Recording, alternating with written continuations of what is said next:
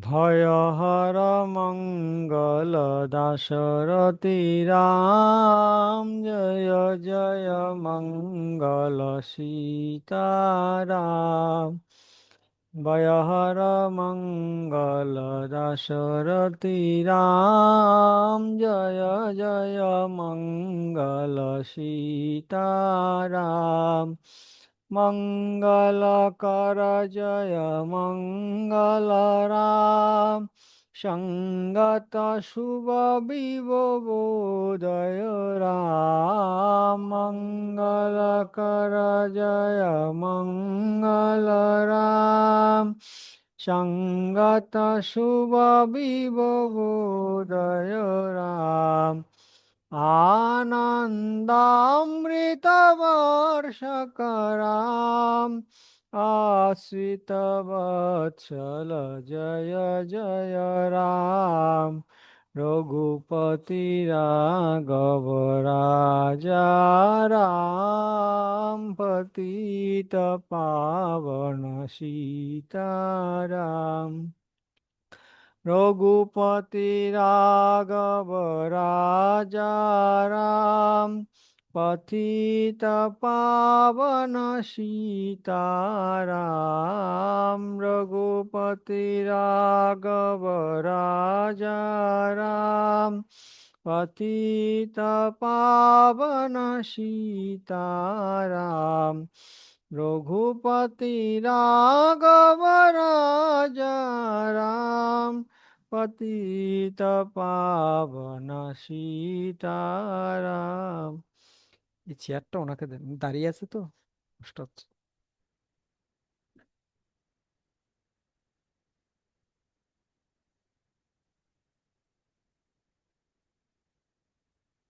বাল্মীকি গিরি সম্ভূতা রাম সাগর গামিনী, পুনাতি ভুবনম পন্যা রামায়ণ মহানদী।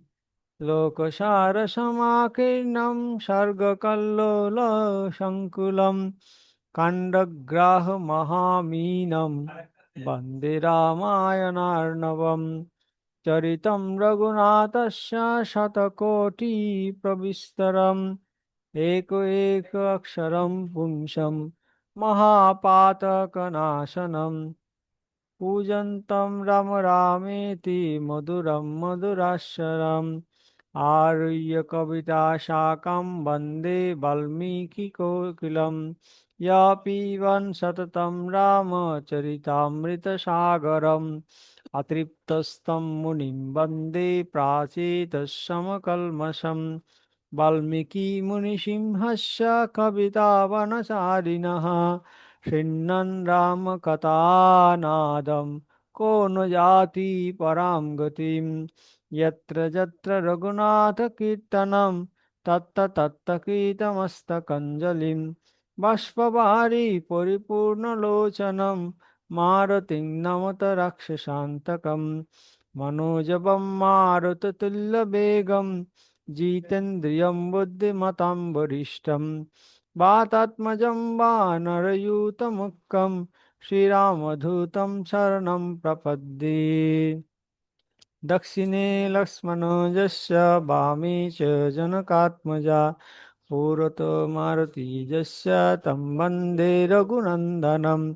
रामाय रामभद्राय रामचन्द्राय वेदसे, रघुनाथाय नाथाय सीताया पतये नमः।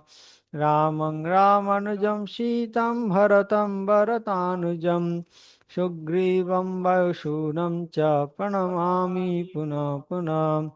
वन्दे रामहृदम्बज प्रकाशं जनकात्मजं, सत्रिवर्गपरमानन्ददायिनीं ब्रह्मरूपिणीं। हरे कृष्ण कृष्ण कृष्ण हरे हरे, हरे राम राम राम हरे हरे। नमो विष्णुपदाय कृष्णपृष्ठाय भूतले श्रीमते जयप्रकाशामिनीति नामिने, नमाचार्यपदाय निताय कृपापदायिने, गौरगताधमदय नगरग्रामतारिणे। नमो विष्णुपदाय कृष्णपृष्ठाय भूतले श्रीमते भक्तिवेदांत स्वामिनीति नामिने, नमस्ते सारस्वते देवे गौरवाणी प्रचारिणे निर्विशेष शून्यवादी पाश्चात्य देशतारिणे मुखं करोति वाचालं पङ्गुं लङ्घयते गिरिं यत्कृपातमहं वन्दे परमानन्दमाधवम्। হরি ওম তৎসৎ। সবাইকে স্বাগত জানাচ্ছি আজকের অধিবেশনে। তো যথারীতি আমরা রামায়ণ নবাহ পারায়ণের আজকে ষষ্ঠ দিন ষষ্ঠ দিনে আছি। আস্তে আস্তে আমরা শেষের দিকে চলে আসছি পারায়ণ, কিন্তু বালকাণ্ড এখনো অনেক বাকি রয়ে গেছে। আমি জানি না 9 দিনে শেষ আদৌ করতে পারবো কিনা। শেষ করতে পারি বা না পারি, যতটুকু যেতে পারি আমি চেষ্টা করব। বাকিটা পরবর্তীতে ভিডিও আকারে, আমাদের চ্যানেল যেহেতু, ইউটিউব চ্যানেল যেহেতু আছে, পরবর্তীতে আমরা ভিডিও আকারে দেওয়ার চেষ্টা করব যদি ভগবানের চান, রামচন্দ্রের কৃপা হয়। তো গতকালকে আমরা আলোচনা করছিলাম, যেখানে আমি শেষ করেছিলাম সেটা হচ্ছে কিভাবে দশরথ কিভাবে রাবণ, কুম্ভকর্ণ, বিভীষণ, শূর্পণখা তারা বর পেলেন, কিভাবে দেবতারা অতিষ্ঠ হয়ে গেলেন রাবণের অত্যাচারে, এবং কিভাবে ভগবান বিষ্ণু বললেন যে তিনি দশরথ মহারাজের পুত্র রূপে অবতীর্ণ হবেন, এবং সমস্ত দেবতাদেরকে বললেন তোমাদেরকে বানর রূপে অবতীর্ণ হতে হবে। এবং শিবজি কিভাবে সিদ্ধান্ত নিলেন যে তিনি হনুমান রূপে আসবেন।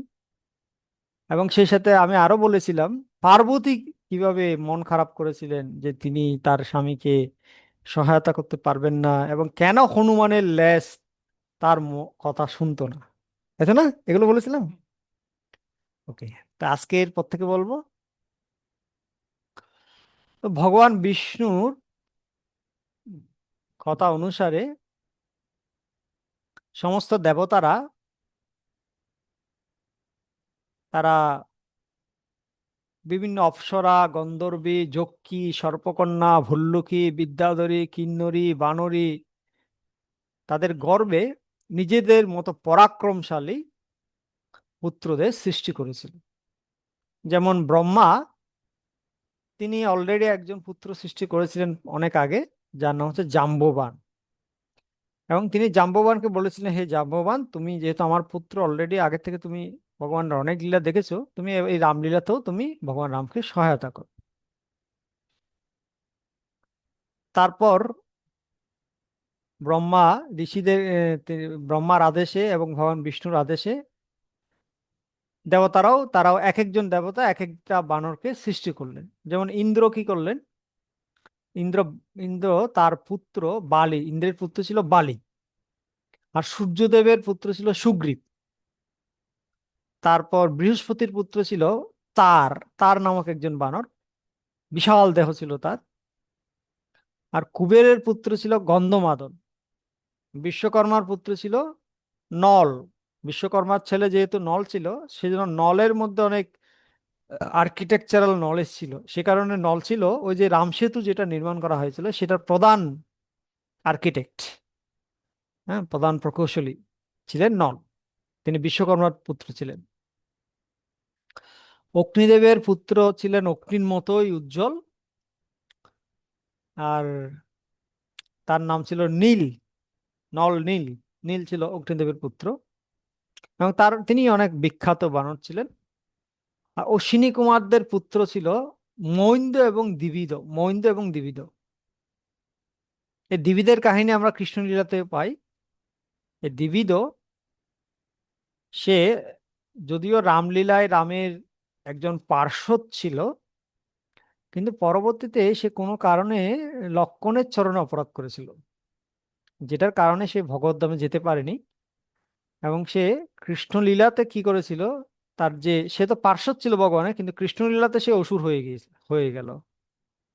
সে কি করলো, ওই গোপীদেরকে আক্রমণ করেছিল, হ্যাঁ, ভোগ করার জন্য। তখন গোপীদেরকে বাঁচানোর জন্য বলরাম দেবীদেরকে হত্যা করেছিলেন। বলরাম দেবীদের সাথে যুদ্ধ করে দেবীদেরকে হত্যা করেছিলেন। এই বর্ণনা আমরা কৃষ্ণলীলাতে পাই। তো এখান থেকে একটা গুরুত্বপূর্ণ শিক্ষা আছে, সেটা হচ্ছে এমনকি কেউ যদি ভগবানের পার্ষদ হয়, সে যদি কোনো শুদ্ধ ভক্তের চরণে অপরাধ করে, যেভাবে দিবিদও লক্ষণের চরণে অপরাধ করলো, তাহলে কিন্তু সে পার্শ্বদত্তও হারাতে পারে, অসুর হয়ে যেতে পারে। এটা কিন্তু খুব সিরিয়াস ম্যাটার। হ্যাঁ, বৈষ্ণব অপরাধ এত সিরিয়াস ম্যাটার যে স্বয়ং লক্ষ্মী দেবীও যদি বৈষ্ণবোচ্চারণ অপরাধ করে, তাহলে সেও ছাড় পাবেন। এখন এখন কেউ প্রশ্ন করতে পারেন, এটা কিরকম প্রভু? লক্ষ্মী দেবী তো স্বয়ং ভগবানের স্ত্রী, উনি কেন ছাড় পাবে না? উনি তো ওনার জন্য তো একটু ব্যতিক্রম হতে পারে না? বৈষ্ণব তো সাধারণ যারা বৈষ্ণব তারা ঠিক আছে, কিন্তু লক্ষ্মী দেবী তো স্বয়ং ভগবানের অর্ধাঙ্গিনী, তিনি যদি অপরাধ করেন তিনি কেন ছাড় পাবেন? এই প্রশ্ন অনেকের মধ্যে জন্মাতে পারে। তো এই প্রশ্নের আগে উত্তরটা দিই, তারপর আমি আমি আমার যে আলোচনা সেটা কন্টিনিউ করব। কিভাবে লক্ষ্মী দেবীও যদি অপরাধ করে তিনিও ছাড় পাবেন না, এরকম কাহিনী আমরা রামায়ণেই পাই।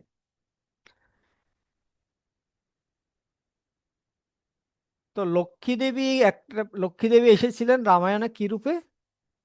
সীতা দেবী রূপে, তাই না? সীতা দেবী রূপে। যখন রাম লক্ষ্মণ সীতা তারা যখন পঞ্চবটিতে ছিলেন, মারিচ এসেছিল সোনার হরিণের রূপ ধরে, রাম চলে গেলেন হরিণ ধরতে সীতার কথা অনুসারে, হরিণকে ধরতে চলে গেলেন। আর সীতার সাথে কে ছিলেন? লক্ষ্মণ ছিলেন। আর লক্ষ্মণ এমন ছিলেন, এমন ব্রহ্মচারী ছিলেন, 14 বছর তিনি কিছু খাননি, 14 বছর তিনি ঘুমাননি, 14 বছর কোনো নারী মুখ দর্শন করেননি। যদিও তিনি সীতার সাথেই ছিলেন, কিন্তু যখনই তিনি সীতার সাথে তাকাতেন, রামায়ণে একটা শ্লোকে বলা হচ্ছে লক্ষ্মণ এত নৈষ্ঠিক ব্রহ্মচারী ছিলেন, সীতার দিকে যখনই তিনি তাকাতেন তিনি সীতার চরণের দিকেই তাকাতেন, উপরের দিকে কোনো অংশে তিনি তাকাতেন না। এরকম ব্রহ্মচারী লক্ষণ ছিলেন, যেটার কারণে তিনি পরবর্তীতে ইন্দ্রের পুত্র জয়ন্ত, সরি জয়ন্ত না, ইন্দ্রজিৎ, সরি মেঘনাদ, রাবণের পুত্র মেঘনাদ বা ইন্দ্রজিৎ, সে একটা বর পেয়েছিল, ব্রহ্মার কাছ থেকে বর পেয়েছিল যে তাকে সেই ব্যক্তি মারতে পারবে যে 14 বছর কিছু খায়নি, 14 বছর ঘুমায়নি, এবং 14 বছর কোনো নারী মুখ দর্শন করেন। এরকম ব্যক্তি তাকে মারতে পারবে। এখন কি হয়েছে, লক্ষণ ছাড়া তখন এরকম এই জগতে কেউ ছিল না যে এত এত কঠোর ব্রত করেছে। আর লক্ষণ যেহেতু এরকম কঠোর ব্রত করতে পেরেছেন, তাই তিনি ইন্দ্রজিৎকে মারতে পেরেছিলেন। তাহলে সেরকম লক্ষণকে সীতা দেবী একটা পর্যায়ে বললেন, ও আমি বলছি তুমি যাও রামকে বাঁচাও, রাম বিপদে পড়েছে, হে সীতে হে লক্ষণ বলে চিৎকার করছে, তোমাকে আমি আদেশ করছি তুমি যাও, কিন্তু তুমি যাচ্ছ না। কেন যাচ্ছ না? আসল উদ্দেশ্যটা আমি এখন বুঝতে পেরেছি। কি আসল উদ্দেশ্য? সীতা বলছে, তোমার বনে আসার আসল উদ্দেশ্য হচ্ছে যে রাম মরে যাওয়ার পরে তুমি আমাকে ভোগ করতে চাও, এটা হচ্ছে তোমার বনে আসার আসল উদ্দেশ্য। তো এটা যদি তোমার আসল উদ্দেশ্য হয়ে থাকে, আমি সেটা হতে দেব না। রাম যদি মারা যায় আমার বেঁচে থেকে লাভ কি? আমিও অগ্নি জ্বালিয়ে অগ্নি প্রজ্বলন করে আমিও অগ্নিতে প্রবেশ করে মারা যাব, কিন্তু তোমাকে আমি সুযোগ দেব না। এটা শুনে লক্ষণের এমন ভাবে মনে মনে আঘাত লাগলো, লক্ষণ আর সহ্য করতে পারলেন, কারণ তিনি নৈষ্ঠিক ব্রহ্মচারী, তিনি এরকম কথা সহ্য করতে পারলেন না। তখন তিনি বললেন, হে মাতা, আপনি তো যা বলার বলেছেন, এখন আমার আর কিছু করার নেই, আমি সর্বোচ্চ চেষ্টা করেছি আপনাকে রক্ষা করতে, কিন্তু আপনি এমন একটা কথা বলেছেন, এখন আমার পক্ষে আর কিছু করা সম্ভব না। তো লক্ষণ কি করলেন, সীতার চারপাশে একটা লক্ষণ রেখা টেনে দিলেন ওই কুটিরের চারপাশে, এবং সীতা দেবীকে বললেন যে আমি চলে যাচ্ছি রামকে বাঁচাতে, কিন্তু আপনাকে আমার একটা অনুরোধ আছে। অনুরোধ হচ্ছে আপনি এই লক্ষণ রেখাটা ক্রস করবেন না, এটা আপনার সুরক্ষার জন্য। আপনি যদি এই লক্ষণ রেখা ক্রস করেন, তাহলে আপনাকে আর কেউ রক্ষা করতে পারবে না। এটা বলে লক্ষণ চলে গেলেন রামকে বাঁচাতে। আর পরবর্তীতে কি হলো এটা আমরা সবাই জানি। সীতা লক্ষণ রেখা ক্রস করলো, রাবণ হরণ করলো, লঙ্কা নিয়ে গেলো, বন্দি করলো, এগুলো আমরা সবাই জানি। এই যে লক্ষণের প্রতি একটা অপরাধ হয়ে গেল সীতা দেবী, এটার ফল কি হলো জানেন? পরবর্তীতে যখন রাবণ মারা গেল, সীতা উদ্ধার হলো, বিভীষণ সীতা দেবীকে নিয়ে এসেছেন রামের কাছে। তা রাম কি করবেন এখন? মানে তার হারানো পত্নী, যার জন্য তিনি এত বছর কান্না করেছেন, 1 বছর ধরে কান্না করেছেন, খুঁজে বেরিয়েছেন, যুদ্ধ করেছেন, এত অসুর রাক্ষস মেরেছেন, এত কিছু করেছেন, তাকে যখন ফিরে পাবে তিনি আনন্দিত হবেন না? খুশি হবেন না? স্বাভাবিকভাবে খুশি হওয়ার কথা না? রাম কঠোর পাষাণের মতো হৃদয়ে তিনি সীতা দেবীকে বললেন, আমি তোমাকে গ্রহণ করতে পারবো না, তুমি যেখানে ইচ্ছে চলে যেতে পারো। সীতা দেবী তো অবাক, আরে এটা কিরকম কথা হলো? আমার জন্য এত যুদ্ধ করলো, এখন আমি এসেছি একা, সে এসে আমাকে গ্রহণ করতে। রাম বলছে, দেখো, তুমি পরপুরুষের ঘরে রাত কাটিয়েছো, আমি জানি না তুমি শুদ্ধ নাকি অশুদ্ধ, তাই আমি তোমাকে গ্রহণ করতে চাচ্ছি না। তো এটা শুনে সীতা দেবী মানে চিন্তা করলেন, ও তাহলে আমাকে শুদ্ধিতার পরীক্ষা দিতে হবে, আমি শুদ্ধ না অশুদ্ধ এটা প্রমাণ করতে হবে, তাই তো না? এবং সীতা দেবী তখন লক্ষণকেই বলল, আবার সীতা দেবী লক্ষণকে বললো, লক্ষণ, তুমি একটা কাজ করো, রামের মনে যেহেতু সন্দেহ, তুমি একটা কাজ করো, তুমি একটা অগ্নিকুণ্ড প্রজ্বলিত করো, আমি সেই অগ্নিতে প্রবেশ করে মারা যাব। এরকম এরকম অপমান আমি আর সহ্য করতে পারছি না। তখন লক্ষ্মণ অগ্নিকুণ্ড প্রজ্বলন করলেন, আর সীতা দেবী সেই অগ্নিকুণ্ডে প্রবেশ করলেন। অগ্নি পরীক্ষা, সীতার অগ্নি পরীক্ষা। অনেকে তো রামকে ব্লেম করে না, রাম কিরকম স্বামী, স্ত্রীকে এত কষ্ট দিয়েছে, রাম নারী নির্যাতনকারী, সীতার অগ্নি পরীক্ষা নিয়েছে। ভাই কেন নিয়েছে সেটা তো জানো আগে, কেন নিয়েছে সেটা তো জানো। আজ গুরু আচার্য থেকে না শুনে তুমি মন গড়া উল্টাপাল্টা মনে করলে তো হবে না। ভগবানের লীলা কেন হয় সেটা সাধুগুরু বৈষ্ণবরা সদ্গুরুর মুখ থেকে শুনলে বোঝা যায়। নিজে নিজে জল্পনা কল্পনা করে 2-4টা বই পড়ে এটা বোঝা যায় না। তো কেন রাম এটা করলেন আচার্যরা ব্যাখ্যা করছেন। তো লক্ষ্মণ অগ্নিকুণ্ড জ্বালানো, সীতা অগ্নিতে প্রবেশ করলেন, এবং সেই সীতা ছিল মায়া সীতা। আগেই বলা হয়েছে, আচার্যরা বলেছেন যে রাবণ যে সীতাকে হরণ করেছিল সেই সীতা আসল সীতা ছিল না, মায়া সীতা। তো মায়া সীতা চলে গেলেন, আসল সীতা ফিরে মানে অগ্নি থেকে বের হলেন। তো এখন আচার্যরা বলছেন কেন রাম এই সীতার অগ্নি পরীক্ষা নিয়েছিলেন। 2টা কারণ, মেইন কারণ তারা বলেছেন, অনেক কারণ আছে, এর মধ্যে 2টা কারণ প্রধান। প্রথম কারণ হচ্ছে সীতার এই যে বৈষ্ণব অপরাধ ছিল লক্ষণের প্রতি, সেটার ফলস্বরূপ তিনি এই অগ্নি পরীক্ষা নিয়েছেন। এখন কেনই বা অগ্নি পরীক্ষা নিলেন? এর কারণ হচ্ছে, যখন সীতাকে রাবণ হরণ করে নিয়ে গেল, রাম লক্ষ্মণকে দেখলো যে লক্ষ্মণ এই সীতাকে ফেলে চলে এসেছে। তো রাম লক্ষ্মণকে বকা দিচ্ছে, তোমাকে আমি আদেশ দিয়েছি না আসতে, তুমি আমার আদেশকে অবহেলা করে কিভাবে কেন আসলে? এখন এদিকে বৌদি থেকে গালি দিয়েছে, এখন ভাই গালি দিচ্ছে। চিন্তা করে দেখুন, যাদের সেবার জন্য নিজের স্ত্রীকে ছেড়ে, মাকে ছেড়ে, বাবাকে ছেড়ে, রাজপ্রাসাদ ছেড়ে, সুখ শান্তি সবকিছু ছেড়ে সেবা করতে আসলো, তার সব থেকে 2জন প্রিয় ব্যক্তি জীবনের, যাদের জন্য শেষ কোনো কিছু বাকি রাখিনি করতে, তারা দুজনেই আজকে তাকে বকা দিচ্ছে। একদিকে বৌদি তো কটা কটু কথা বলেছে, এমন কথা বলেছে যেটা সহ্য করার মতো না। আর এখন দাদা, বড় ভাই, সেও বকা দিচ্ছে। এই অবস্থায় আমি আপনি যদি হতাম, আমরা কি করতাম?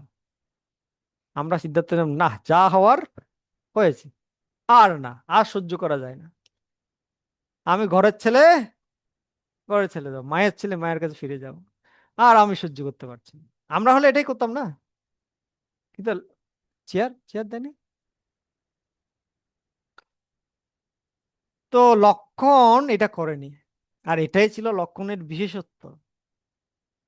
লক্ষণ জানতো সীতা দেবী যদিও কটু কথা বলেছেন, লক্ষণ অপরাধ নেননি, কিন্তু অপরাধ হয়ে গেছে। কারণ বৈষ্ণব অপরাধ হচ্ছে এমন জিনিস, বৈষ্ণবকে গালি দিলেও বৈষ্ণব অপরাধ নেয় না, কিন্তু বৈষ্ণবের চরণ ধুলে অপরাধ নেয়, ভগবান অপরাধ নেয়।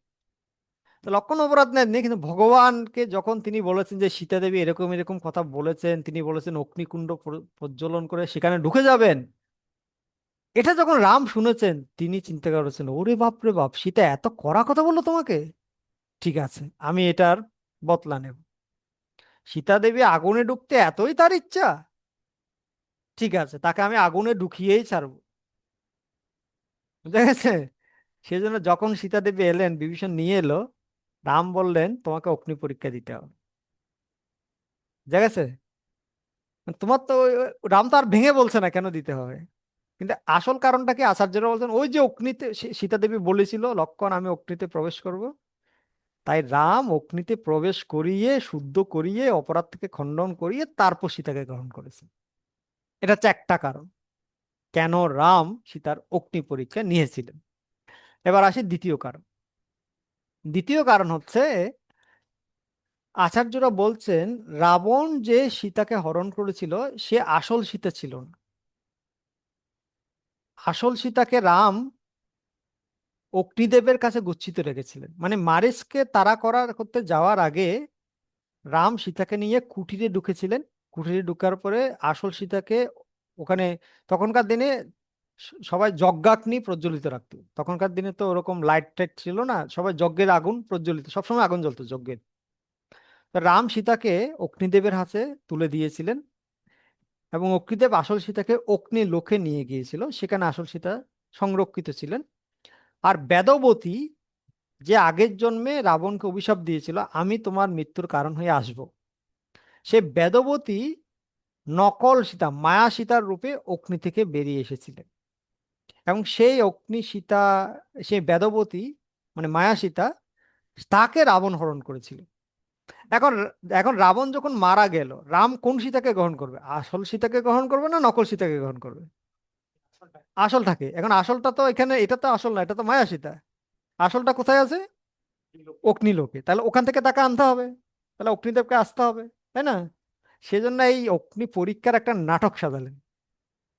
কেন? যাতে মায়া সীতা অগ্নিতে প্রবেশ করে চলে যায়, আর অগ্নিদেব আসল সীতাকে নিয়ে আগুন থেকে বের হয়ে আসেন। এবং সেটাই হয়েছিল। তাই এই দুইটা মেইন কারণ যেটার কারণে রাম সীতার অগ্নি পরীক্ষা নিয়েছিলেন। এখন যারা এভাবে আচার্যদের কাছ থেকে শুনেনি, যারা এগুলো এই বিষয়গুলো জানে না, তারা ওই দোষারোপ করবে রাম হচ্ছে নারী নির্যাতনকারী, রাম হচ্ছে খারাপ, হ্যাঁ রামের মতো বাজে লোক আর হয় না, এগুলো সব বলবে। কিন্তু যারা যথার্থ তত্ত্বদর্শী, তারা কখনো এই কথা বলবে না। ঠিক আছে? আচ্ছা, তো এটা এই প্রসঙ্গটা বলার কারণ হচ্ছে, লক্ষ্মী দেবী সীতা দেবী বৈষ্ণব অপরাধ করলেন, তাকেও শাস্তি পেতে হয়েছে। বৈষ্ণব অপরাধটা এত ভয়ানক জিনিস।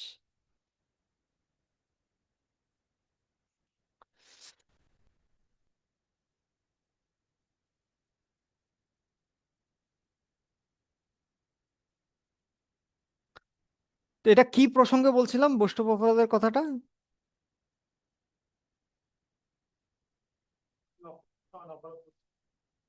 প্রভু হরে কৃষ্ণ। প্রভু, হুম। আপনার নেটটা একটু ডিস্টার্ব করতেছে মনে হয়। ইয়া হ্যাঁ করতেছে। ভেঙে ভেঙে হ্যাঁ হ্যাঁ আসতেছে। হ্যাঁ, মৈন্দ দ্বীপিদের কথা বলছিলাম। দ্বীপিদ কেন, তার কেন এই গতি হলো? সে তো রামলীলায় ভগবানের পার্শ্বদ ছিল, সে কেন কৃষ্ণলীলায় কেন অসুর হয়ে গেল, সেটা বলতে গিয়ে এই কাহিনী বললাম। আচ্ছা, তো এটা একটা গুরুত্বপূর্ণ শিক্ষা আমাদের জন্য, সবার জন্য। এরপর হচ্ছে আমরা আসি, উম বরুণ দেব সুসেনকে জন্ম দিয়েছিলেন। তারপর পর্জন্য দেব সরব নামক বানরকে জন্ম দিয়েছিলেন।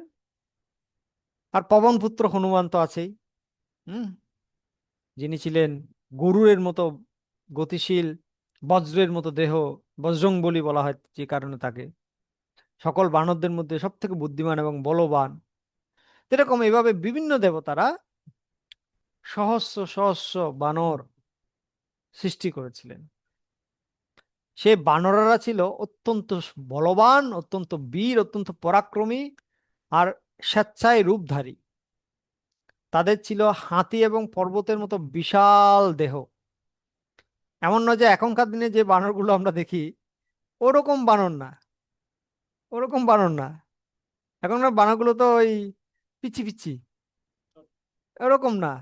এগুলো হচ্ছে স্পেশাল বানর, ওয়ান্ডার মাঙ্কি, বিস্ময় বানর। যে যে দেবতার যেরকম যেরকম রূপ, সেই সেই দেবতার যে পুত্র বানর হয়েছিল, তারা তাদের রূপও সেরকম ছিল, বেশভূষা সেরকম ছিল, পরাক্রম সেই দেবতার মতো ছিল। হুম। এবং আহ এর মধ্যে একটা বিশেষ ধরনের বানর ছিল, গোলাঙ্গুল। গোলাঙ্গুল নামক বানর বা গোপুচ্ছ নামক বানর, তাদের পরাক্রম বা তাদের বীরত্ব একটু বেশি ছিল অন্য বানরদের চেয়ে।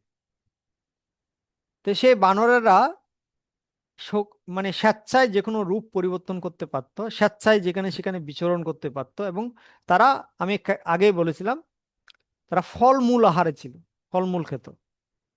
কারণ তারা যেহেতু হরিভক্ত, হরিভক্তরা কখনো এই আমিষাহার করে না, সেজন্য তারা ফলমূল খেত, ফলমূল আহারী। তারা তারা সকলেই দর্প এবং শক্তিতে সিংহ এবং বাঘের মতো ছিল। তারা বড় বড় শিলা নিক্ষেপ করে পর্বতকে বিদীর্ণ করতে সক্ষম ছিল। তারা সকলেই নখ এবং দাঁতকে অস্ত্রের মতো ব্যবহার করতে পারত এবং সকল প্রকার অস্ত্র প্রয়োগে নিপুণ ছিল। সকলেই পর্বতকে তুলে ফেলতে পারত, স্থির গাছকে তুলে ফেলতে পারত। তারা সমুদ্রকে ক্ষুব্ধ করতে পারত, পৃথিবীকে পদাঘাতে বিদীর্ণ করতে পারত, মহাসাগরকে উল্লঙ্ঘন করতে পারত। তারা আকাশে উঠতে পারত, মেঘগুলোকে ধরে আনতে পারত, এবং বনে পাগলা হাতিকেও তারা বন্দি করতে পারত। এরকম শক্তিশালী ছিল।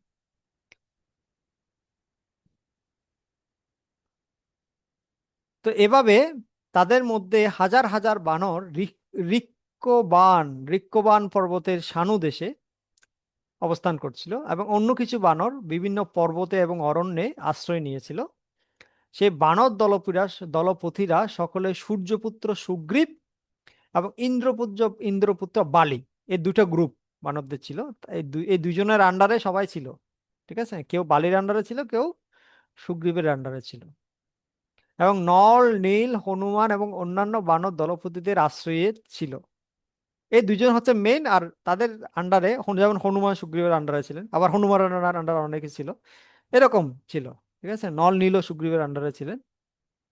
গরুরের মতো বলশালী, যুদ্ধ পারঙ্গম তারা সকলে সিংহ, বাঘ এবং মহান সাপদের দমন করে বিচরণ করতে লাগলো। নানা আকৃতি বিশিষ্ট এবং বিবিধ বৈশিষ্ট্য সম্পন্ন বীর বানরদের দ্বারা পর্বত, বন, সমুদ্র বিশিষ্ট এই পৃথিবী পরিব্যাপ্ত। এত বানর, এতগুলো, সারা পৃথিবী পরিব্যাপ্ত হয়ে গেল। তার ওদিকে দশরথ মহারাজ পুত্র কামিষ্টি যজ্ঞ করছিলেন, এবং সেই যজ্ঞের প্রধান পুরোহিত ছিলেন ঋষ্যশৃঙ্গ মুনি। সে পুত্র কামেষ্টি যজ্ঞের আগুনে যখন সর্বশেষ আহুতি দেয়া হলো, তখন সেই যজ্ঞ থেকে একজন দিব্য পুরুষ একটা দিব্য পায়েসের পাত্র নিয়ে আবির্ভূত হলেন। এগুলো আমি বলে দিয়েছি নাকি, বলে দিয়েছিলাম আগে, আগে বলেছিলাম কিভাবে রানীরা খেয়ে কত অংশ পেল পায়েসে, কিভাবে দশরথ মহারাজ পায়ে বাস করে দিলেন, বলেছিলাম। এই এই এই এই এই এই এই এই নবাহপাড়ায় না নাকি কৌশিক, বলেছিলাম আমি এই কাহিনীগুলো? আপু, বলেন না এগুলো পায়েস বন্টন, বলেন না পায়েস, না বলিনি, ও বলছে পায়েস বলিনি। যজ্ঞকুণ্ড থেকে পায়েস ঠিক আছে ঠিক আছে, আমি বলছি বলছি। হ্যাঁ বলেন না বউ। ঠিক আছে বলছি। হ্যাঁ বউ। আচ্ছা, তো ওদিকে দশরথ মহারাজের যজ্ঞ ছিল শেষ পর্যায়ে। ঋষি সিংহ মুনি যখন যজ্ঞে সর্বশেষ আহুতি দিলেন, তখন যজ্ঞ থেকে এক দিব্য পুরুষ দিব্য পায়েসের পাত্র নিয়ে আবির্ভূত হলেন। সেই দিব্য পুরুষ অত্যন্ত দীপ্তিশালী ছিল, অত্যন্ত বীর্যবান ছিল, মহাবলশালী ছিল এবং বিশাল আকার ছিল। সেই পুরুষের অঙ্গকান্তি ছিল কালো রঙের, মুখ ছিল লাল রঙের, দুন্দুবির মতো ছিল। তার পোশাকটা ছিল দুন্দুবি বা রক্তবর্ণের পোশাক পরিহিত ছিলেন তিনি। তার শক্তিশালী হাতে তিনি সোনার পাত্রে, তার পাত্র, যে পায়েসের পাত্রটা ছিল এটা সোনার পাত্র, এবং সেই পাত্রের যে ঢাকনা ছিল সেটা ছিল রূপার ঢাকনা, রূপার উজ্জ্বল রূপার ঢাক একটা ঢাকনা, মানে ওটা সেই ঢাকনা না, ওটা হচ্ছে একটা বস্ত্র, এক প্রকার বস্ত্র যেটা রূপা দিয়ে, মানে রৌপ্য বস্ত্র। সে পাত্রটিকে নিয়ে তিনি দশরথকে দিলেন। আর তিনি বললেন, হে রাজন, আমাকে ব্রহ্মা পাঠিয়েছেন এই দিব্য পায়েস নিয়ে। তা আপনার পুত্র কামিষ্টি যজ্ঞ সফল হয়েছে, সমস্ত দেবতারা প্রসন্ন হয়েছেন। আপনি দয়া করে এই পায়েস গ্রহণ করুন, এবং আপনার উপযুক্ত যারা রানী, আপনার তো অনেক রানী আছে, 353 জন রানী, কিন্তু তাদের মধ্যে যারা উপযুক্ত, এই পায়েস গ্রহণের উপযুক্ত, তাদের মধ্যে আপনি এই পায়েস বন্টন করে দিন। না, পায়েস তো বেশি না, অল্প, সবাইকে দেওয়া যাবে না, 353 জনকে দিলে সে এক ফোঁটাও পাবে না। এভাবে তো হবে না। আপনি সিলেক্ট করুন কাদেরকে দিবেন, তাদের মধ্যে আপনি এই পায়েস বন্টন করে দিন, এবং এই পায়েস ভোজনের ফলে আপনার পত্নীরা গর্ভবতী হবেন। তো ভগবানের যে জন্ম, সেটা আমাদের মতো সাধারণ জন্ম নয়। আমরা জন্মগ্রহণ করি পিতামাতার মৈথুনের ফলে, কিন্তু ভগবানকে বলা হয়েছে অযোনি সম্ভবা, যিনি পুরুষ স্ত্রীর মিলনের ফলে তার জন্ম হয় না। তার জন্ম দিব্য, জন্ম কর্মচমে দিব্য, কৃষ্ণ গীতায় বলেছেন। তো এখানে আমরা দেখতে পাচ্ছি এই যে ভগবান রামের যে জন্ম, তিনি পিতামাতার এরকম মৈথুনের ফলে মিলনে তার জন্ম না। দিব্য পায়েস তারা ভোজন করেছেন, যা যা যজ্ঞ থেকে অনেক কষ্ট করে পেতে হয়েছে, অনেক সাধনা তপস্যা করে পেতে হয়েছে। আর সেই পায়েস একজন ব্রহ্মা প্রেরিত একজন বিশেষ ব্যক্তি নিয়ে এসেছেন। সেই পায়েস 3 জন রানী ভোজন করেছেন, তার ফলে ভগবান এবং তার পার্শ্বদেরা, তার অংশরা জন্ম নিয়েছেন। সেজন্য ভগবানকে আমাদের মতো সাধারণ মানুষ বলে যদি কেউ মনে করে, তাহলে সে হচ্ছে অসুর, সে মূঢ়মতি। হ্যাঁ, কৃষ্ণ গীতায় বলেছেন যে আমি যখন মনুষ্য রূপে এই জগতে অবতীর্ণ হই, তখন মূর্খ লোকেরা আমাকে সাধারণ মানুষ বলে মনে করে অবজ্ঞা করে। অবজানন্তি মাম মূঢ়া মানুষীম তনুমাশ্রিতম পরম ভাবম জানন্ত মমভূতম নাশম। তো অনেকে রামকেও এরকম সাধারণ মানুষ বলে মনে করে, কিন্তু তিনি সাধারণ মানুষ নয়, তার জন্ম কর্ম আমাদের মতো নয়। তো তারপর রাজা দশরথ সেই পায়েস প্রাপ্ত হয়ে এত আনন্দ হলেন, মনে হলো যেন কোনো ভিখারি কোনো গুপ্তধন পেয়ে গেছে। তিনি কি করলেন, তিনি নিজেকে একজন ভিক্ষুকের মতো মনে করলেন, আহা আমি হচ্ছে ভিখারি, আমি একটা অনেক গুপ্তধন পেয়েছি। তো তিনি কি করলেন, তিনি তার 3 জন প্রধান রানী যারা ছিল, অর্থাৎ কৌশল্যা, সুমিত্রা এবং কৈকেয়ী। কৌশল্যা ছিলেন প্রথম রানী, কৈকেয়ীকে তিনি দ্বিতীয়বার বিয়ে করেছিলেন, আর তৃতীয়বারে, সরি, সুমিত্রাকে দ্বিতীয়বারে বিয়ে করেছিলেন, আর কৈকেয়ীকে তৃতীয়বারে বিয়ে করেছিলেন। যদিও অনেকে বলে কৌশল্যা কৈকেয়ী সুমিত্রা এরকম বলে, কিন্তু এটা আসলে সঠিক সিকোয়েন্স নয়। কিন্তু কৈকেয়ীর নাম আগে কেন বলে, কারণ কৌশল্যা আহ, এবং সুমিত্রাকে দশরথ একটু কম পছন্দ করতেন, কৈকেয়ীকে বেশি সময় দিতেন, কৈকেয়ীকে বেশি ভালোবাসতেন। সে কারণে অনেকে এটা জানে না যে আসলে সুমিত্রা বড় কৈকেয়ীর থেকে। সুমিত্রা মানে আগে বিয়ে করেছে সুমিত্রাকে, এটা অনেকে জানে না। তো কৌশল্যা কি, সরি, দশরথ কি করলেন, তিনি যখন পায়েস বন্টন করছিলেন, তখন তিনি যে রানীকে আগে বিয়ে করেছেন তাকে আগে দিয়েছেন, দ্বিতীয় যে তাকে সেকেন্ড দিয়েছেন, তৃতীয় যে তাকে থার্ড দিয়েছেন। সেজন্য তিনি পুরো পায়েসটাকে নিয়ে সেটাকে 2 ভাগে ভাগ করেছেন। পুরো অর্ধেক ভাগ তিনি কৌশল্যাকে দিয়েছেন, বাকি যে অর্ধেক ভাগ তার কাছে ছিল সেটাকে আবার 2 ভাগে ভাগ করেছেন, এবং সেটার অর্ধেক তিনি সুমিত্রাকে দিয়েছেন। আর বাকি আরো 1 ভাগ বাকি ছিল, সেটাকে আবার তিনি 2 ভাগে ভাগ করেছেন। 2 ভাগ করে সেটার 1 ভাগ কৈকেয়ীকে দিয়েছেন, আর 1 ভাগ রয়ে গেছে। সে 1 ভাগটা দশরথ চিন্তা করছেন কাকে দেব, রানী হচ্ছেন 3 জন, কারণ ভাগ হয়েছে 4টা। এবার এই 1 ভাগ যেটা অবশিষ্ট আমি কাকে দেব, তখন দশরথ চিন্তা করলেন কোন রানীকে দিলে এটা ভালো হবে। তখন এটা চিন্তা করতে তার হঠাৎ মাথায় এলো, এটা আমি সুমিত্রাকে দেব। কেন সুমিত্রাকে দেব, কারণ সুমিত্রা অনেক অসাধারণ একজন মহিলা ছিলেন।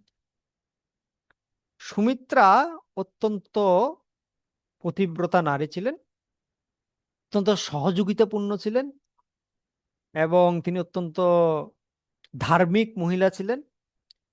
তিনি সব সময় পরিবারকে একত্রিত রাখতে চাইতেন, তিনি সবসময় সেবায় নিযুক্ত থাকতে চাইতেন।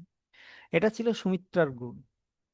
তো দশরথ চিন্তা করছেন এটা আমি এই জন্যই সুমিত্রাকে দেব, কারণ সুমিত্রা যেহেতু এত এত ভালো গুণে গুণান্বিত, তো তার যে ছেলেরা হবে তারাও এই সেই গুণ পাবে, সহযোগিতার গুণ, অনুগত থাকার গুণ, সেবা করার গুণ, এগুলো তার ছেলেরা পাবে। সেজন্য দশরথ সেই অবশিষ্ট পায়েসের অংশটা সুমিত্রাকে দিলেন। তখন কৌশল্যাকে যখন দশরথ পায়েস দিলেন, কৌশল্যার সাথে সাথে ভক্ষণ করলেন। আর ভক্ষণ করার সময় কৌশল্যা চিন্তা করলেন যে আমি এমন একজন পুত্র পাবো যে সকল গুণে গুণান্বিত হবে, এবং সে আমার এই বংশের পরবর্তী কর্ণধার হবে, পরবর্তী রাজা হবে। এরকম একটা ভাব নিয়ে তিনি সেই পায়েস তৎক্ষণাৎ খেয়েছিলেন। তারপরে কৈকেয়ীকে যখন পায়েস দেওয়া হলো, কৈকেয়ীও সাথে সাথে খেয়ে নিলেন, এবং তিনিও মনে করলেন যে আমার যে সন্তান হবে সে অনেক গুণাবলীতে গুণান্বিত হবে এবং সে একজন মহান ব্যক্তি হবে। আর সুমিত্রা তাকে পায়েস দিলেও সাথে সাথে তিনি খাননি, তিনি একটু ওয়েট করেছেন, তিনি একটু অপেক্ষা করেছেন। কেন অপেক্ষা করেছেন? তিনি চিন্তা করছেন দশরথ মহারাজ আমাকে দুইটা অংশ দিয়েছেন, আমাকে একটু বেশি কৃপা করে ফেলেছেন, আমি তো বেশি চাইনি। ঠিক আছে, আমি একটু অপেক্ষা করে অন্য দুই রানীর খাওয়া শেষ হোক, তারপর আমি ধীরে সুস্থে খাবো। তো দুই রানীর খাওয়া যখন শেষ হয়েছে, কৈকেয়ী এবং কৌশল্যা এবং সুমিত্রা তখন তার যে অংশ সেটা খেয়েছেন। আর খাওয়ার সময় তার মনোভাব ছিল, কারেন্ট চলে গেছে। খাওয়ার সময় তার মনোভাব ছিল যে এই কৌশল্যা এবং কৈকেয়ী তারা আমাকে কত ভালোবাসে, তাই আমার সন্তানেরা এমন হবে যে তারা কৌশল্যা এবং কৈকেয়ীর যে সন্তানেরা হবে তাদের সহযোগী হবে, তাদের সহযোগী হবে, তাদের সেবক হবে, তাদের অনুগত থাকবে, তাদেরকে সহযোগিতা করবে। এটা তিনি চেয়েছিলেন, এরকম মনোভাব নিয়ে চেয়েছিলেন। তো সনাতন ধর্মে দশবিধ সংস্কারের কথা লেখা আছে। এর মধ্যে প্রথম যে সংস্কার তাকে বলা হয় গর্ভাধান সংস্কার। অর্থাৎ একজন মহিলা গর্ভধারণের সময় যে ধরনের মানসিকতা পোষণ করে তার সন্তানেরাও সেরকম হয়, পিতামাতার মানসিকতা অনুসারে সন্তান ওরকম হয়। তো এখানে কৌশল্যা, কৈকেয়ী, সুমিত্রা তারা যে মনোভাব নিয়ে পায়েস খেয়েছে তাদের সন্তানেরাও সেরকম হয়েছিল। যেহেতু কৌশল্যা চিন্তা করেছিলেন তার ছেলে পরবর্তী রাজা হবে, রাম রাজা হয়েছিলেন, যদিও মাঝখানে কিছুদিন একটু বনবাসে যেতে হয়েছিল, কিন্তু আলটিমেটলি রামই রাজা হয়েছিলেন এবং তিনি অনেক যশস্বী, বিখ্যাত, এবং যেগুলো যেগুলো কৌশল্যা আশা করেছে সবকিছুই তিনি হয়েছিলেন। আর কৈকেয়ী যেহেতু আশা করেছিলেন তার ছেলে মহান হবেন এবং অনেক গুণবান হবেন, ভরত সেরকমই হয়েছিলেন। আর সুমিত্রা যেহেতু আশা করেছিলেন যে তার ছেলেরা কৌশল্যার ছেলের এবং কৈকেয়ীর ছেলের অনুবর্তী হবে, অনুগত হবে, বিশ্বস্ত হবে, সেবক হবে, সেজন্য তার দুই পুত্র হয়েছিল, লক্ষ্মণ এবং শত্রুঘ্ন। লক্ষ্মণ হয়েছিলেন রামের অনুগত আর শত্রুঘ্ন হয়েছিলেন ভরতের অনুগত। তো সেজন্য আমাদের আচার্যরা বলছেন এই গর্ভাধান সংস্কার হচ্ছে অত্যন্ত গুরুত্বপূর্ণ একটা সংস্কার। যারা পারিবারিক জীবনে আছে তাদের উচিত অবশ্যই গর্ভাধান সংস্কার করা। কিভাবে করতে হবে, কি কি নিয়ম, এটার উপর আমাদের আলাদা বই আছে, বৈদিক পরিবার পরিকল্পনার বিজ্ঞান, সেটা আপনারা পড়তে পারেন। তো সেখানে বিস্তারিত আছে, আমি এগুলো বলছি না। প্রভুপাদ তার বইতে অনেক অনেক জায়গায় এটা উল্লেখ করেছেন এবং আমাদের বর্তমান আচার্যরাও অনেক অনেক গুরুত্ব দিয়েছেন গর্ভাধান সংস্কারকে। তো যা হোক, এই যে তিনজন রানী ছিল তাদের এক একটা নাম ছিল। হ্যাঁ, যেমন সুমিত্রার নাম ছিল শ্রী, মানে সুমিত্রাকে আরেকটা নামে ডাকা হতো শ্রীলেখা। শ্রীলেখা মানে যিনি ঐশ্বর্য সম্পন্না, এবং তিনি সেই গুণ অন্যদের সাথে শেয়ার করতে চান। হুম। আর কৌশল্যার নাম ছিল রিলেখা। রিলেখা মানে যিনি আহ, রি মানে আনন্দ, যিনি সবসময় আনন্দে থাকেন। ঠিক আছে। আর কৈকেয়ীর নাম ছিল কীর্তিলেখা, মানে সব সময় কীর্তি এবং যশ সম্পন্ন। তো তাদের যে নাম ছিল সেরকম, তাদের পুত্ররাও সেরকম ছিল। রাম মানে, রাম শব্দের মানে কি, যিনি সবাইকে আনন্দ দান করেন, তিনি হচ্ছেন রাম। ঠিক আছে। আর সুমিত্রা ছিল শ্রীলেখা, সেজন্য তার ছেলের নাম ছিল লক্ষ্মণ। লক্ষ্মণ মানে লক্ষ্মী সম্পন্ন, যিনি লক্ষ্মী সম্পন্ন তাকে বলা হয় লক্ষ্মণ। শ্রী মানে লক্ষ্মী, আর ছেলের নাম হচ্ছে লক্ষ্মণ। মিল আছে মায়ের গুণের সাথে। তারপর কীর্তি লেখা ছিলেন কৈকেয়ী, তার পুত্র ছিল ভরত। আর ভরতের যে কীর্তি, ওরে বাপরে বাপ! একদিন কোনো সময় আমি আপনাদেরকে ক্লাস দেব ভরতের কত গুণ ছিল, ভরত কত মহান শুদ্ধ ভক্ত ছিল রামের। তো ভরত এত কীর্তিমান ছিলেন। তো এভাবে তারা মায়ের গুণটা পেয়েছিলেন। এবং যে রানী যে ক্রম অনুসারে পায়েস ভোজন করেছিলেন, সে রানীর আগে সন্তান, সে ক্রম অনুসারে সন্তানগুলো হয়েছিল। যশোদা আগে পায়েস ভোজন করেছিলেন, তার যশোদার পুত্র আগে হয়েছিল, প্রথমে হয়েছিল। তারপর দ্বিতীয়ত কৈকেয়ী ভোজন করেছিলেন, তাই কৈকেয়ীর পুত্র পরের দিন হয়েছিল। আর সুমিত্রা যেহেতু লাস্টে পেয়েছিলেন, তার তার দুই যমজ পুত্র এর পরের দিন, তৃতীয় দিন হয়েছিল। বুঝা গেছে? ওকে।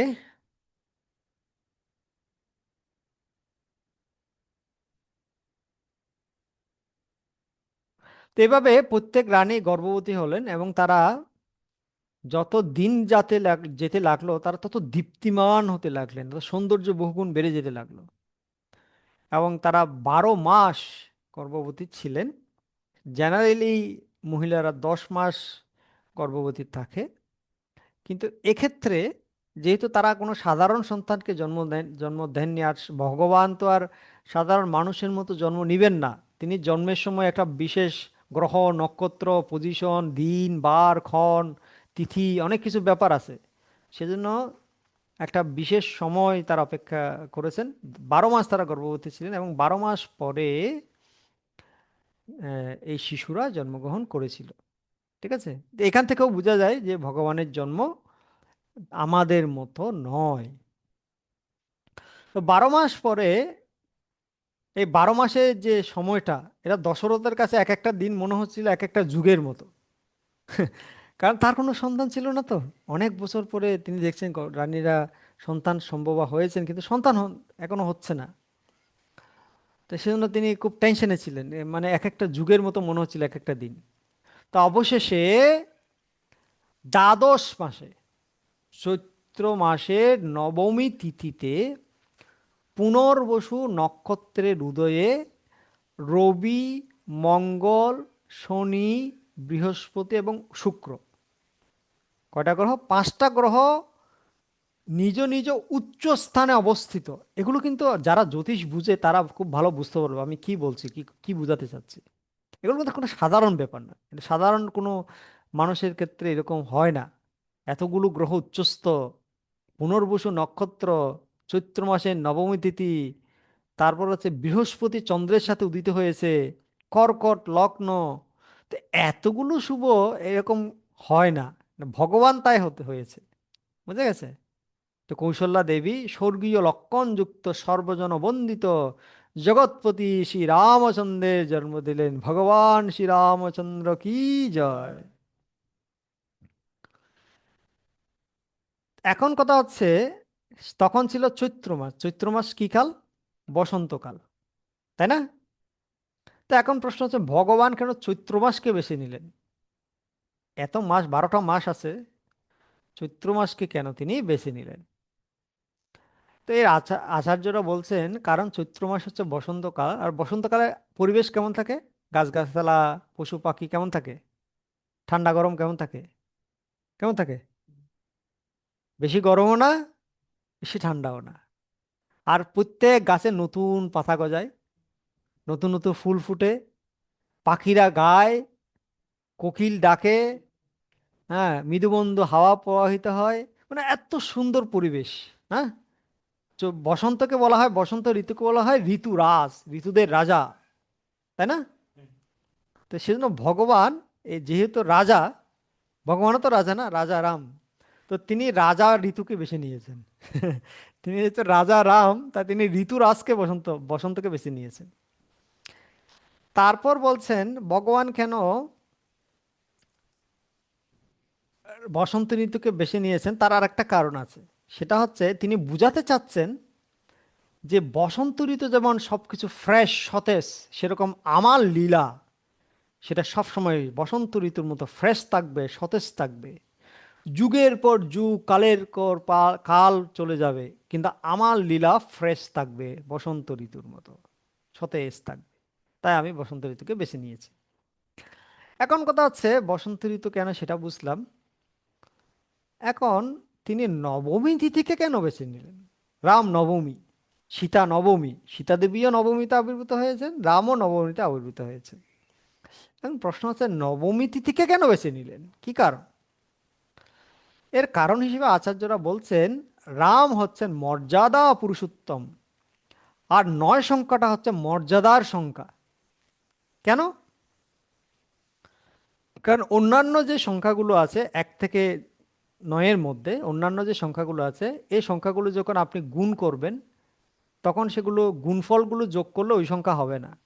যেমন আমি বলি 2 অকে 2, 2 দুগুণ 4। তো যখন, সরি, দুই দুগুণ মানে 2-এর সাথে 2 যখন আমি যোগ করব কত হবে? 4 হবে। তখন 2-এর সাথে 3 যোগ করলে কত হবে? 5 হবে। 2-এর সাথে 4 যোগ করলে কত হবে? 6 হবে। মানে ওই সংখ্যাগুলো মর্যাদা সংখ্যা নয়। কিন্তু 9-এর নামাতা যদি আপনি দেখেন, এটার সাথে আপনি যতই গুণ দিবেন এবং গুণ যদি যোগ করেন, এটা 9ই হবে। যেমন 9-কে 9, 9-এর সাথে 1 যোগ করলে কত হবে? মানে 9-কে 9, 9-কে 9 তো হয় না, 10 তো হয় না, 9-কে 9, 9 দুগুণ কত? 18। এই 18-র মধ্যে 1 এবং 8 আছে, 1 এবং 8 যোগ করলে কত হবে? কত হবে? 1 8 যোগ করলে 9 হবে। আচ্ছা, 3 নং কত? 27। 27-এ 2 আর 9, 2 আর 9 যোগ করলে কত হবে? আবার 9 হবে। আচ্ছা, 4 নং কত? 36। 36-এর মধ্যে 3 আর 6 যোগ করলে কত হয়? 9। তো এই 9-এর নামটা যদি আপনি দেখেন, এই 9 সংখ্যাটা হচ্ছে মর্যাদা, কখনো তার মর্যাদা হারাবে না। মানে যতই গুণ করেন, যোগ করলে ওই শেষে 9ই হবে। সেজন্য মর্যাদা পুরুষোত্তম, তিনি মর্যাদা সংখ্যাকে বেছে নিয়েছেন আবির্ভূত হওয়ার জন্য। তো আরেকজন আচার্য বলছেন কেন ভগবান নবমীতে আবির্ভূত হলেন, তার পিছনে আরেকটা কারণ আছে।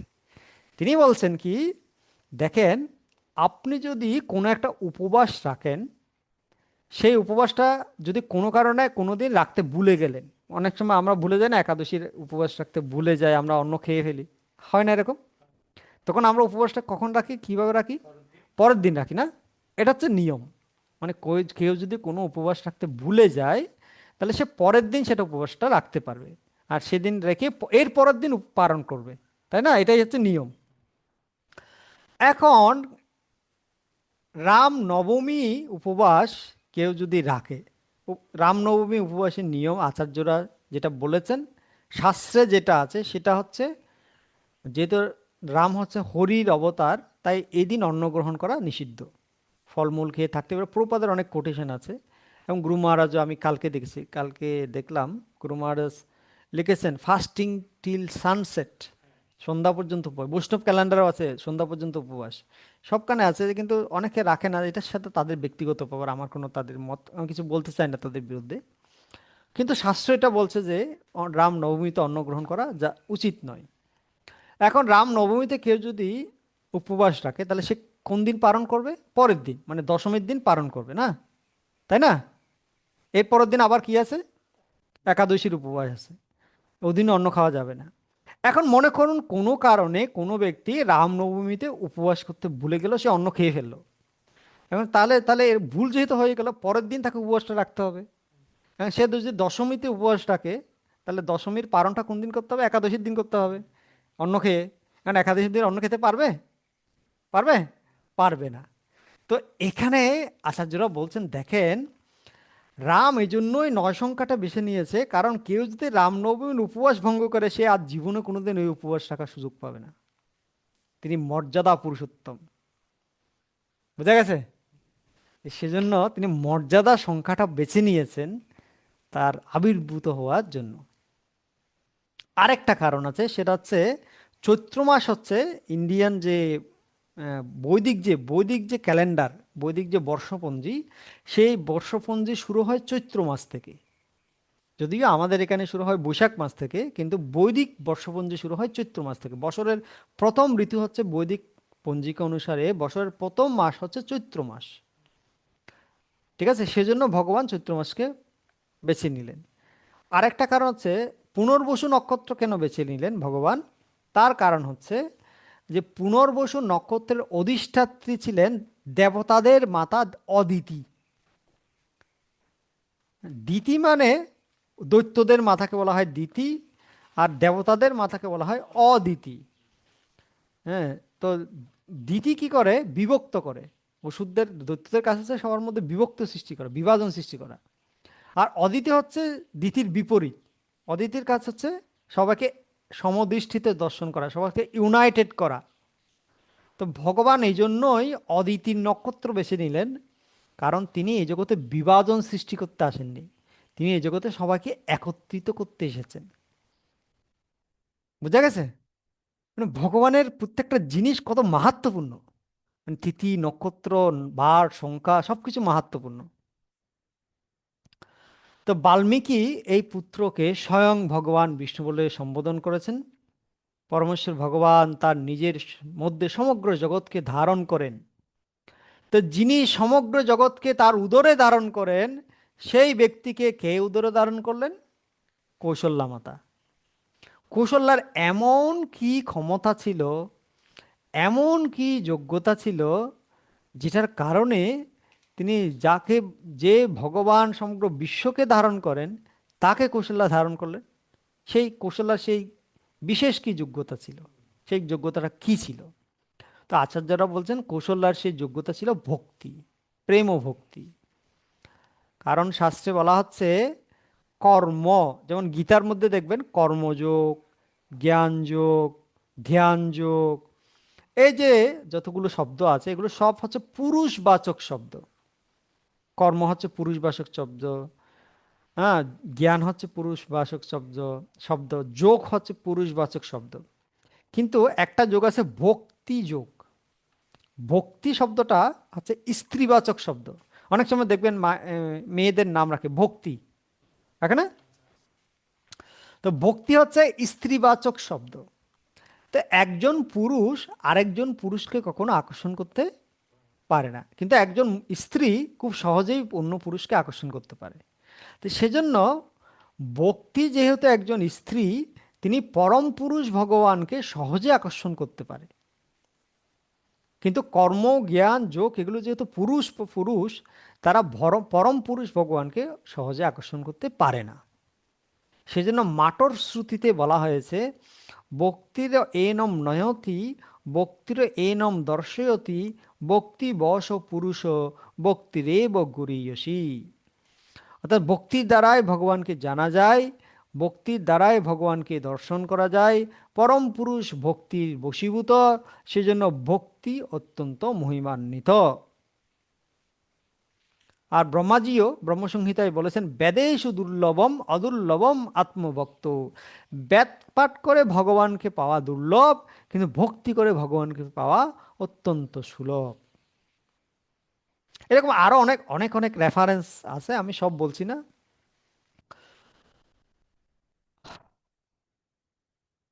কারেন্ট এসেছে। তা এখন কার জন্ম হয়েছে এখনো? রামের জন্ম হয়েছে এখনো, এখন আরো তিনজনের জন্ম এখনো হয়নি। তো তাদেরটাও, তাদের জন্ম শেষ করি, হ্যাঁ, চারজনের জন্ম হয়ে যাক তারপর ক্লাস শেষ করবো। তো নবজাতক, এই যে রাম যে জন্ম, তার নবজাতক, তার নতুন শিশুরূপে তার রূপ ছিল বর্ণনার অতীত, আকর্ষণ ছিল বর্ণনার অতীত। তার মুখ ছিল পূর্ণ চন্দ্রের মতো, এত জ্যোতির্ময় ছিল, চন্দ্রও লজ্জা পেয়ে গিয়েছিল। তার কণ্ঠ এবং নাভিতে তিরেকা চিহ্ন ছিল, তিরেকা। হ্যাঁ, কণ্ঠতে তিনটা রেখা ছিল, আর নাভিতে তিনটা রেখা ছিল। এই তিরেকা চিহ্ন সবার থাকে না, মহাপুরুষ যারা তাদের থাকে। ভগবান তো মহাপুরুষ নন, তিনি তো সবার শ্রেষ্ঠ পুরুষোত্তম, তো তার মধ্যে তো থাকবেই এগুলো না। আর তার মস্তকে কোমল কালো চুলে আবৃত ছিল, তার পুরো দেহ ছিল অত্যন্ত কোমল এবং সুগঠিত, মাখনের মতো। আর তার দেহের রং ছিল কচি দুর্বাঘাসের মতো। কৃষ্ণ ছিলেন ঘন কালো মেঘের মতো রং, আর রাম ছিলেন কচি দুর্বাঘাসের মতো গায়ের রং, পুরো পুরো শরীরটা কচি দুর্বাঘাসের মতো। কল্পনা করতে পারেন কত সুন্দর রূপ। তো দশরথের প্রথম এত বছর পরে, এত ত্যাগ তিতিক্ষার পরে কি হলো দশরথের? পুত্র সন্তান হলো। দশরথ কত খুশি হবে না? পুরো রাজপ্রাসাদ কর্মময় হয়ে উঠলো, সেই শুভ সংবাদ সবাই একে অপরকে জানাতে লাগলো। সুমিত্রা এবং কৈকেয়ী যখন সংবাদ পেলেন যে কৌশল্যার পুত্র হয়েছে, দশরথের প্রথম পুত্র, তারা দৌড়ে এলেন সেই ছেলেকে দেখার জন্য, কোলে তুলে নিলেন। আর এত সুন্দর রূপ দেখে তারা তার কোনো উপমা খুঁজে পাচ্ছেন না।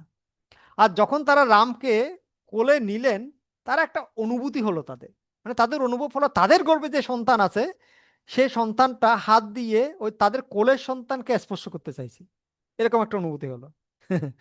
মানে রামের চরণ ধরতে চাইছে অন্য ভাইয়েরা। তো তখন একই সাথে তারা, রানী সুমিত্রা এবং কৈকেয়ী, তারা দুজনেই এই অনুভবটা করলেন। তারা অবাক হয়ে গেলেন, এই কি ব্যাপার। তারা বুঝতে পারলেন এই ছেলে পুরো পরিবারকে একত্রিত করবে, ইউনাইটেড করবে।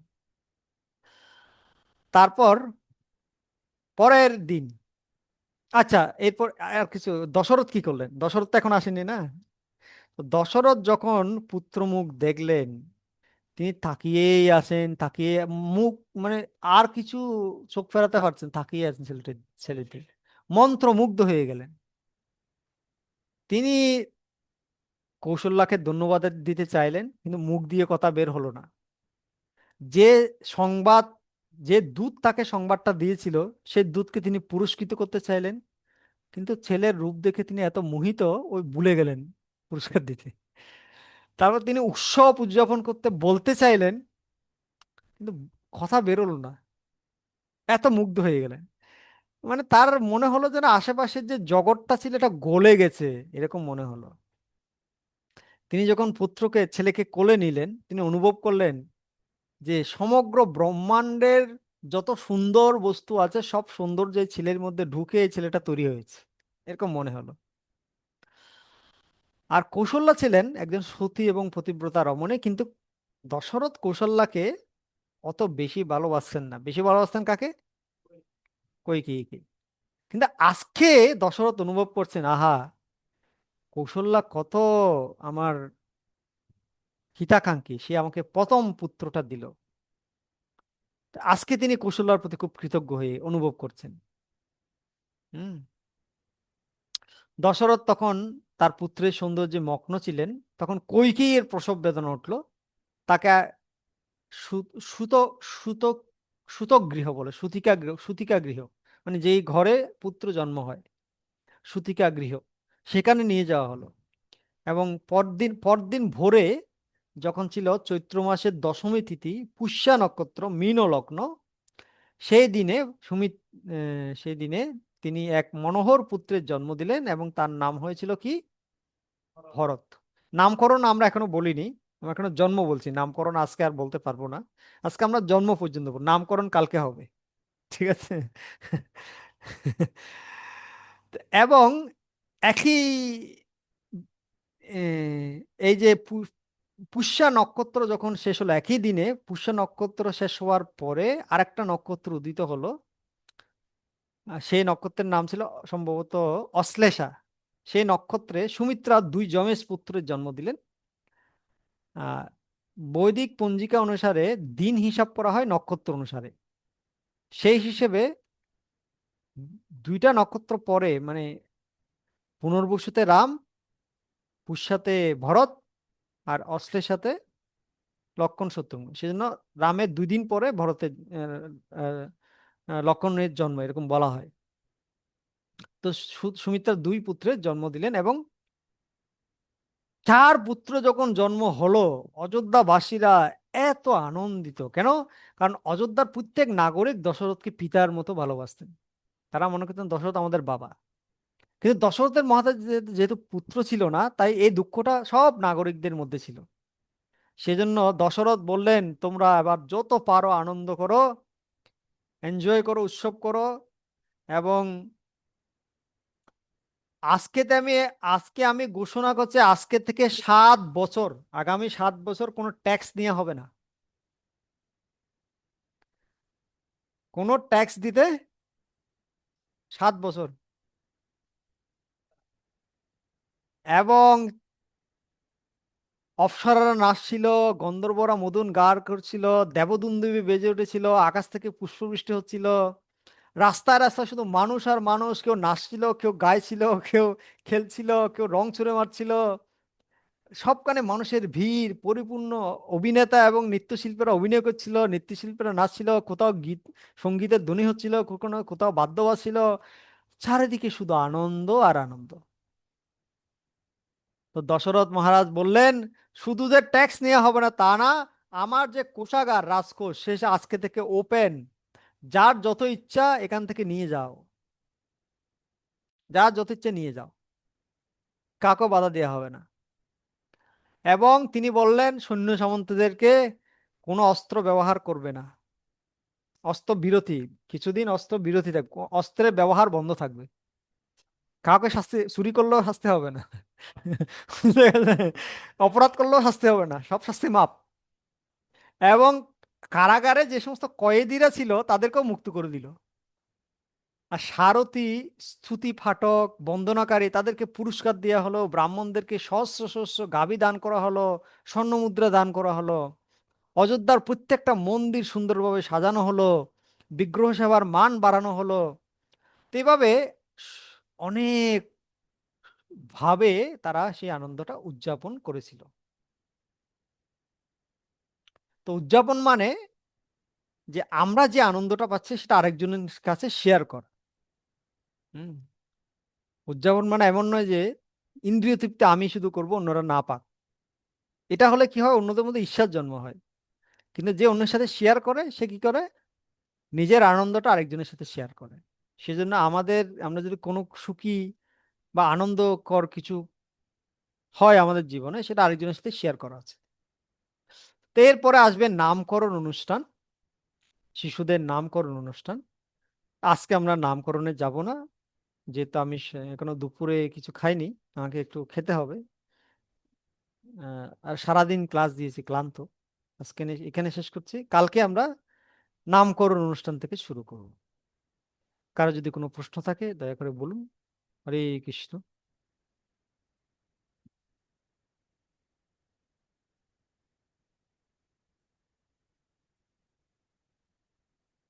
ঠিক আছে, কার কোনো প্রশ্ন নেই, আমরা এখানে শেষ করছি। সবাই ভালো থাকুন, সুস্থ থাকুন, কৃষ্ণ ভাবনায় থাকুন। হরে কৃষ্ণ।